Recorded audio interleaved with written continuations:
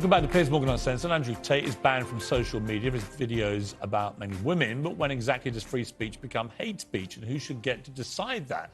Joining me now, our political journalist Ava Santino and Talk TV contributor Esther Krakow, author and podcaster and friend of Andrew Tate, Leah Hailpern, and Times columnist Hugo Rifkin. Hugo, let me start with you. Thank you for joining the show.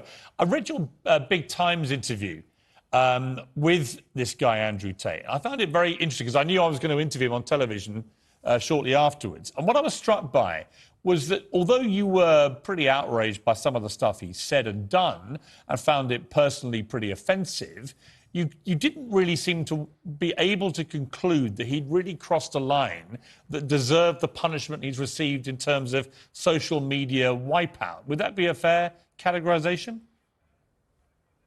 Yes, I wasn't convinced because I'm not quite sure what debate we're having here. It seems a given to me that there would be no place for Andrew Tate on a normal, conventional media outlet. They're not going to give him your show. They're not going to give him my show on Times Radio. That wouldn't happen. But it raises the question of whether we think that these tech companies, Instagram, Facebook, companies like that, ought to be being held to the same standards as traditional media. If we think they should be, then obviously he has no place in them. If we think they're actually more of a much more free arena where things that we might find in other places unacceptable are in fact acceptable there, then it becomes a whole different debate. And that's a debate we haven't quite settled, I think. Right, because, I mean, to me, it's like when Trump got removed from Twitter and Facebook and so on.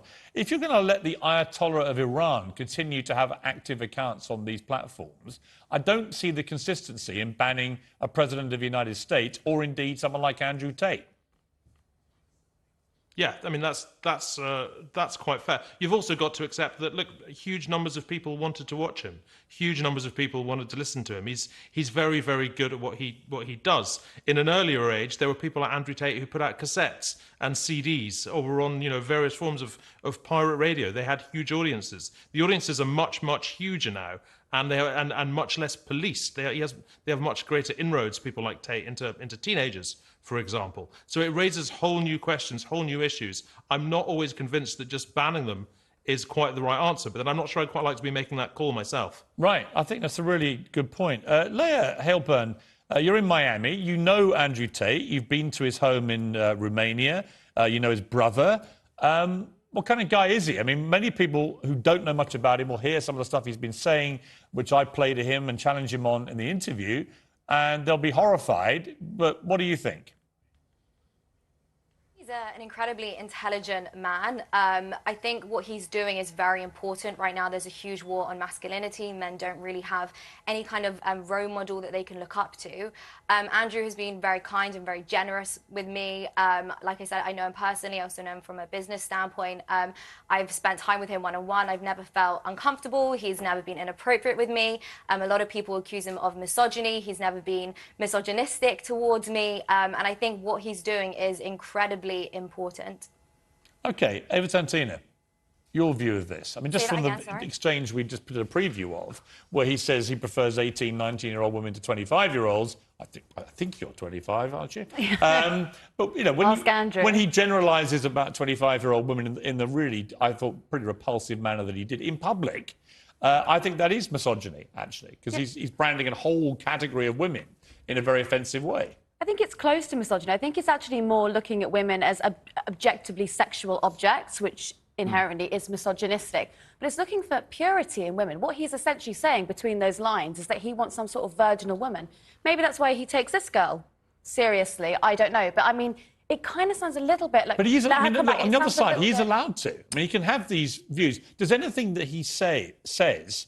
or the stuff that you've seen with him, does it cross a line where he deserves to be expunged from all social media, to be banished from the internet? When you've got to look at the reaction that came off that, so the people who were duetting his videos or the people who were spreading his messages, when you've got 15-year-old boys espousing these sort of views where you're talking about women in purely sexual terms, and that has come from Andrew Tate, then that's where the problem is. What do you think? I don't actually think that's a very fair assessment. He didn't say, oh, I only date 19-year-olds, I prefer. He was making the point, and he could have phrased it better, absolutely. But he's saying which he did concede, actually, late in the interview. But the point he's making is, and he's a very intelligent guy, like Leah was saying, so he knows what he's doing when he's saying that. Obviously, he's got a massive reaction from it, so clearly it's worked. But the point is, he's saying that younger women who have had less experience with men in general are more desirable because they don't come with a certain amount of baggage. Now, you could say there are women that are more experienced that come with less baggage because they know what they want or they're more mature mentally. But my view is you shouldn't be talking about women in that generalised way at all of any age group. But there are people with those I know views. a lot of 25-year-old women in my time, they're all very different. It's like the idea that you bracket them all in this revolting way, which he did, which is just a lad in a nightclub kind of way. It's fine, but that's a generalisation. To do it with a big following, I think, is a malevolent influence. And what is implied there is their sexual history. That is what he's talking about. Yeah. But there are women that are 18 that have a more elaborate sexual history. Well, let me ask Hugo. Hugo, you spent quite a lot of time with him for your big interview for The Times. What did you actually make of him by the end? When you came away, what did you think of him? Oh, we got on very well, but then we were two men sitting in his cigar room, bantering. You know, we had a good chat and a very honest chat. I mean, we had a very similar conversation to the conversation you're having at the moment. I think in different circumstances, I wouldn't have liked to introduce him to my wife. I wouldn't have liked to have to hang out with him with my female friends. I think that'd be intensely uncomfortable. But I noticed the way that at the moment, what we're doing, we're debating whether or not he's nice. Whether or not the things he thinks are nice or right. What we're not debating is whether or not they should be allowed. Right. And I think it slightly worries me that we've drifted into thinking those are the same debates. I agree. When did we already become the moral arbiters for whether people should be allowed a social media platform? I mean, let me go back to Leia. I mean, to me, you might find Andrew Tate's views offensive, unsavoury, misogynist, as I did on some occasions with him, although he made some concessions in the interview. I'm not sure by the end that I concluded he'd done anything really so heinous he deserved the punishment he's got. That was my real conclusion, if I'm honest. Yeah, I don't think he said anything wrong. I think all he's doing is talking about reality. And I don't think it's misogynistic to say you prefer a woman that's 18 versus 25. It's literally just a sexual preference. It's the same reason why young women prefer older men. Just to jump in, I don't think... Yeah, but Leia, I don't think that's the misogyny. I had this argument with my sons earlier when they saw the clip.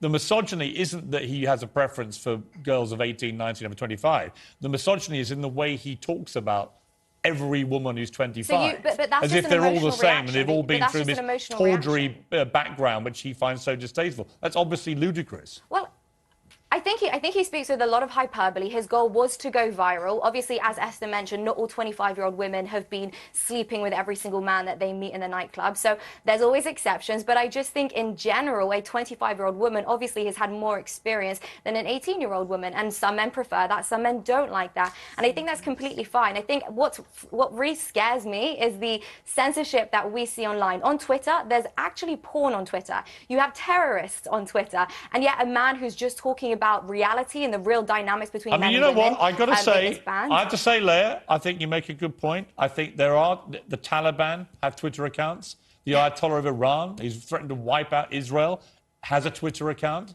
You know, Donald Trump doesn't. Andrew Tate doesn't. Why? You know, I can't really get a satisfactory response from these platforms. It's a very interesting debate, I think, to be had. We're going to run the full interview with Andrew Tate. Well, the whole thing will appear on YouTube by the end of the week. We're going to run a good hour of it later in the week. It is a fascinating watch, I have to say. And you might like him, you might hate him. But the real question is, should he be banned? Thank you to my panel. Thank you to Hugo. Thank you to Leia. That's it from me.